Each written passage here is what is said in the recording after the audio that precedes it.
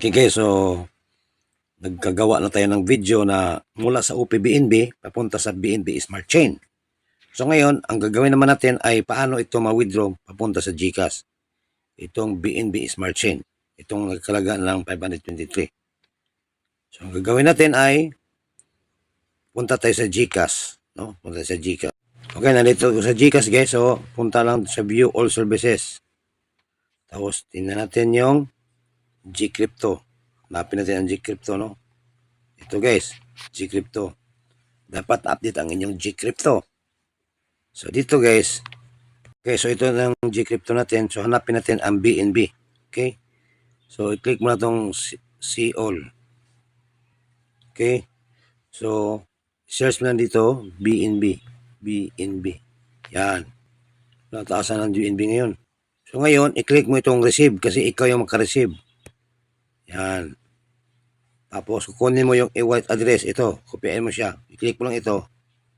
Automatic na kopya na yan. Punta na tayo sa ating dito. So, gagawin mo ay ikuha natin. Ipagpadala natin, no? I-send na natin.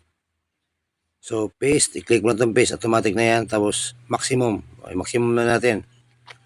Tapos, next. Confirm. Okay na, processing na. So, tingnan natin, ha. So, i-X mo lang yan. Okay na, tingnan natin. Punta tayo sa, tingnan natin kung nawala na ba dito sa BNB. Tingnan guys, yan, wala na. Punta tayo sa Gcrypto. Hintayin natin guys, ilang mga, wala pa tayong laman, no. Okay. So, tingnan natin guys, ha. Tingnan natin. Tapos, i-home mo natin, home. Okay, hintayin natin. Mag-appear dito yun, no? Tingnan natin. Okay guys, pumasok na, no? 512. Pumasok. So, 523 yun. So, nabawasan mga 11 pesos. Okay na. So, ngayon, ang gagawin natin ay, click mo natin yung BNB Smart Chain. Click mo natin yung See All. Tapos, click mo to yung BNB Smart. Ay, BNB lang, BNB. So, ito na siya. So, ito na yung pera natin. Tingnan natin, ha? Yan ang pera natin. So, pag dito guys, ang gagawin mo, i-sell mo na siya. Pag i-sell natin, mas mabawasan pa yan siya, no? Sell. So, click mo itong sell. Ibig sell, bibinta mo na. Pag buy, bibili ka ng BNB. Okay, sell. Okay. So, enter BNB amount.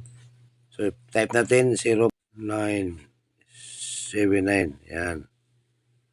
Okay. So, yan siya. So, sell BNB. Successful na. Okay.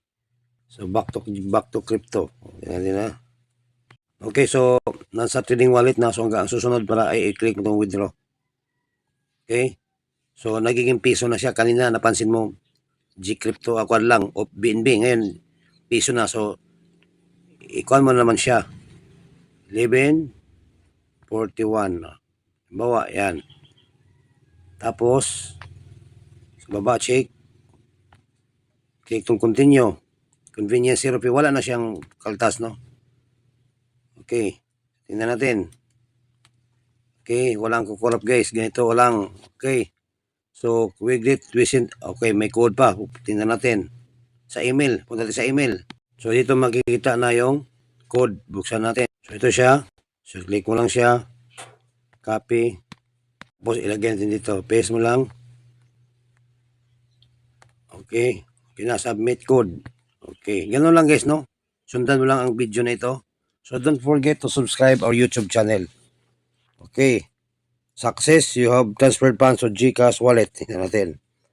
So 5,000 natin mahigit. Kasi 477. Home. Set na tayo guys, no? Okay. Home. Okay, pumasok. Success. So thank you very much. Ito si Danny Gabriel. Thank you very much.